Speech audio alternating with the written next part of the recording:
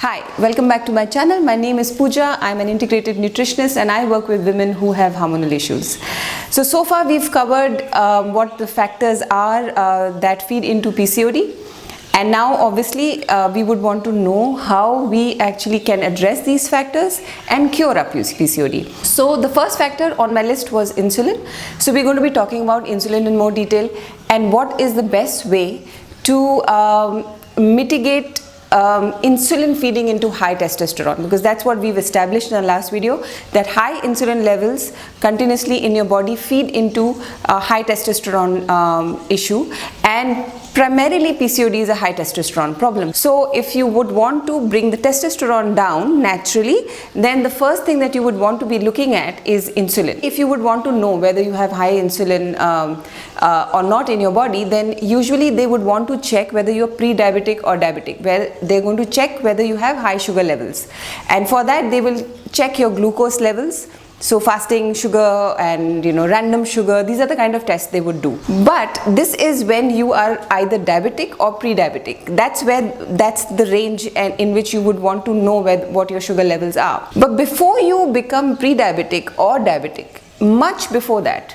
you become insulin resistant. So the best test that you can get done is not sugar levels or blood random sugar or fasting sugar, or the one that is common these days, which is a 3-month average of your sugar levels is calculated by HbA1c test. Those are the tests which will be really helpful if you are in a pre-diabetic or a diabetic stage. But much before that, you will become insulin resistant. To check if there is an insulin problem, you need to get an insulin fasting test done, which is again done in the morning, first thing in the morning after if you've not eaten for 8 to 10 hours and you fasted for 8 to 10 hours, they're going to check your insulin levels. The second test that you can get done is glucose tolerance test, which is basically that they will give you, they'll check your insulin levels, and then they will give you some glucose to eat, and then they will see how quickly the glucose gets absorbed by the cells, and then by assessing your sugar levels or insulin levels post the sugar consumption or the glucose consumption, they will check what your levels are, and that will give you a glucose tolerance test figure, which will tell you whether you have insulin issue or not. And that is the best way to figure out at least 4 to 5 years earlier than actually when you become pre-diabetic or diabetic. So this is one test which usually it gets ignored by lots of people, and it actually becomes one of the most critical tests. So that is how you would want to know whether there is an insulin problem. So once you've established if there is an insulin issue, which will get picked up by these tests, then that could be one of the reasons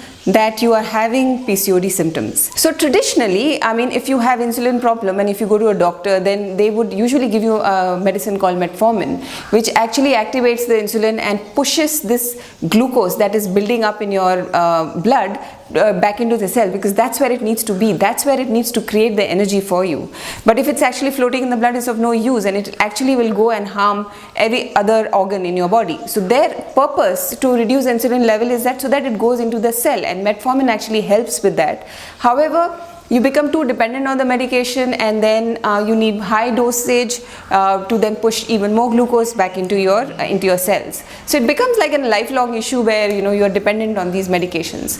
However, if you understand that it's a high insulin problem and that insulin gets made only when you are eating, then the best way to reduce your insulin levels would be to reduce the number of times you are eating. If you are eating and snacking all the time, then it's insulin which is getting released again and again and again and again, and it's getting overworked. So how about reducing the number of meals that you are eating? In which case, if you are having 2 meals in a day, or let's say if you're having 3 meals in a day, then insulin is getting released only 3 times in a day, and then it is getting the time to then go down so that it doesn't float around there in the body and it doesn't get overworked. So insulin, again, as I in my previous video had explained you, that it has a side role of storing fat.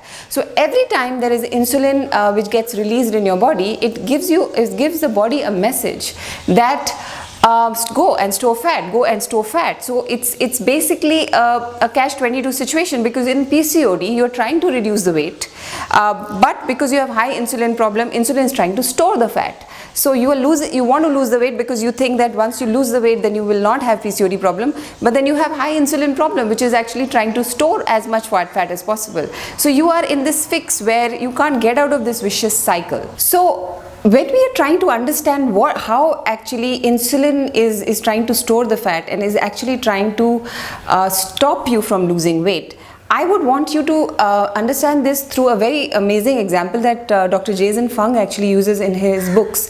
He's written a couple of books on diabetes, diabetes code and obesity code, and he has an amazing way of explaining you. And once you understand it from that point of view, it becomes really, really crystal clear as to what is insulin doing in your body and why is it the reason why you're not able to lose weight or mitigate your PCOD problems. So he explains this with a scenario of giving you an example of a fridge and a freezer. So you have a fridge and you have a freezer.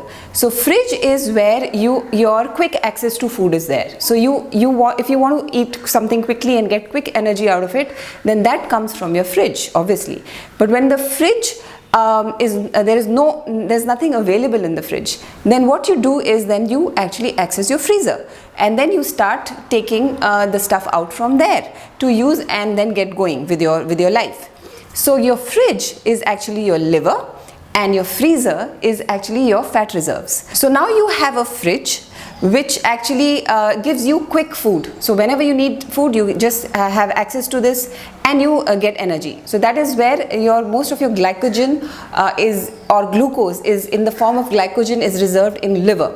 So liver will give you quick energy. You snack something, it gives you quick energy, and then you get going. And then you feel hungry again, you go to the liver again and you say, I need some more food, and it gives you quick glycogen, converts into glucose, gives you energy, and you get going. Then you again snack something, it goes into the liver, it breaks it down, and then it gives you a quick energy at later point. Now what is happening is you are only using your fridge over here. You do have some fat reserves in your body which insulin is guarding. So insulin is standing in between and saying, as long as insulin is getting released, because I'm eating quickly again and again, snacking again, my liver is working, so my fridge is working. Now when the fridge is working, why do I need to go to the freezer? So insulin is going to be the guard in front of your fat reserves, and it will say, okay, now I'm eating 10 meals in a day. It's going to the liver is giving me the energy. Why do I need to go into the fat reserves? So insulin is going to guard it. It's going to say, I need to store fat because that's what I'm supposed to do. So it's guarding your fat reserves like a very good guard. It's saying, this is my job, I don't want you to use these fat reserves because this is for emergency.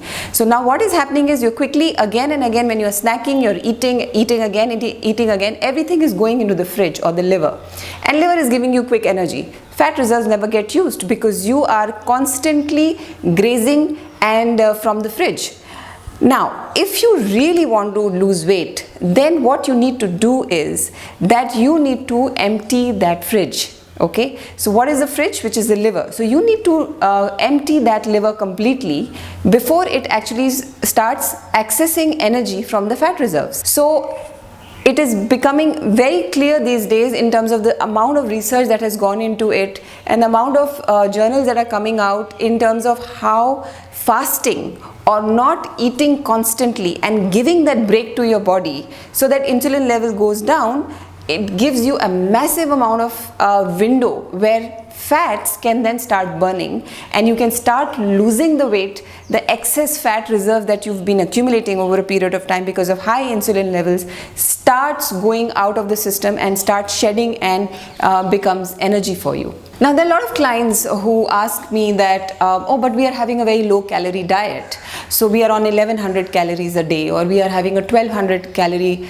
food. So we are actually not eating. So if you actually need 2000 calories in a day, and if we are eating only 1100, 1200 calories in a day, and we are exercising a lot, we should be able to lose weight. And if we lose the weight, then obviously, PCOD symptoms should correct. Yes, technically yes, if you are eating 1200 calories and burning 2000 calories, in the deficit of 800 calories will come from the fat, and then you will eventually lose the weight. But then there is a little catch there.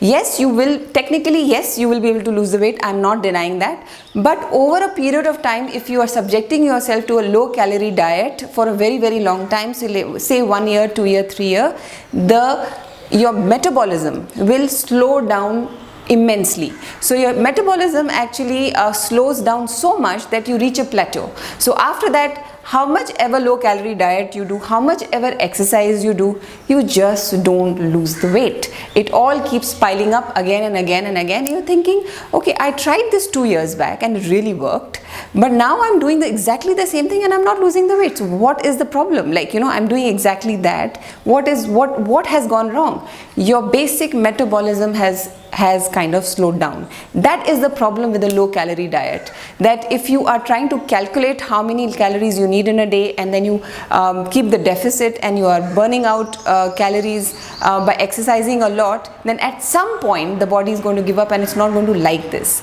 So low calorie diet is not great, which is how you would actually plan your day, where you would start in the morning and you start having small meals of 100 calories, 100 calories, 100 calories, 100 calories, and you think, okay, I had only 1100 calories today, I probably burned 2000 because I walked a lot, and that should really help the problem. But because you are constantly grazing, you are getting the insulin getting released again and again and again, and at some level insulin is sending this message to the body to store fat. So it kind of puts the body in this strange position where it gets confused and it is not able to figure out what is going wrong, and it starts, because insulin is giving a message that store fat, and then you are having a low calorie diet which is going into your liver or the fridge, and everything just kind of becomes a mess. And it has been proven by lots of scientific study that has been done in terms of people who are following low calorie diet and why they are not able to lose the weight after a certain point of time. So yes, first year they might be able to lose the weight, second year again they might be able to lose the weight, but then the weight comes back. It just piles back up again at some point. Again, now we've seen that lots of PCOD patients, you would see that they have usually a fatty liver issue, right? So what is happening is that they're consuming too much sugar, too many refined foods, they're not giving the break that the body needs, and then the body just keeps making glycogen and keep putting it on in the liver. Fat reserves are separate, and then there is this fatty liver problem that you start having because the liver becomes fat, because you're feeding it constantly the sugar and the refined foods, which is basically the fridge is overflowing. Basically you're just stuffing stuff into it all the time, so it's bulking up, and that is where you have the problem of fatty liver. So fatty liver again feeds into PCOD. PCOD feeds into high testosterone levels, and if you have high testosterone levels, that brings the insulin levels go up. Insulin levels, if they are high, then you're not able to lose weight, and if you're not able to lose weight, then you start having all the other issues which come later at some point after PCOD. There comes pre-diabetes and then diabetes and so on and so forth. So it's kind of it's like this huge vicious cycle which is actually becomes more and more complicated as we go along.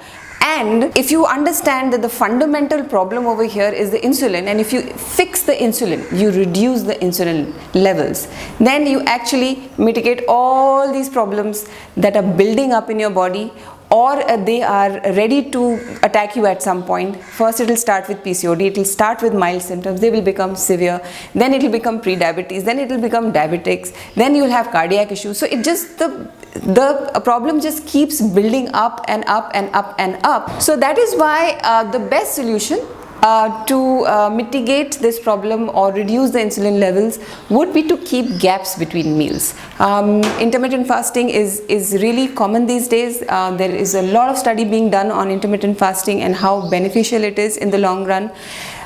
So that is something that would work wonders for you if you have PCOD problem. So far we have discussed how PCOD, pre-diabetes, diabetes, the two compartments in your body, the fridge and the freezer, how all they work and how they are all governed by this insulin thing, and that once we work on the insulin, then you should be able to see a lot of improvement in your symptoms. So this is the end of this video. My next video, I'll be talking about the details of intermittent fasting, like, you know, what are the timings, how do we eat, when do we eat, what to eat, and things like that. So your basic questions that you might have around planning your meals, we're going to cover that in our next video. For the time being, we're going to take a pause here. If you have any questions regarding this particular video, then please by all means put them on the comment section, and I'll be happy to help if you have any questions regarding this. Otherwise, I will see you in my next video. Thank you.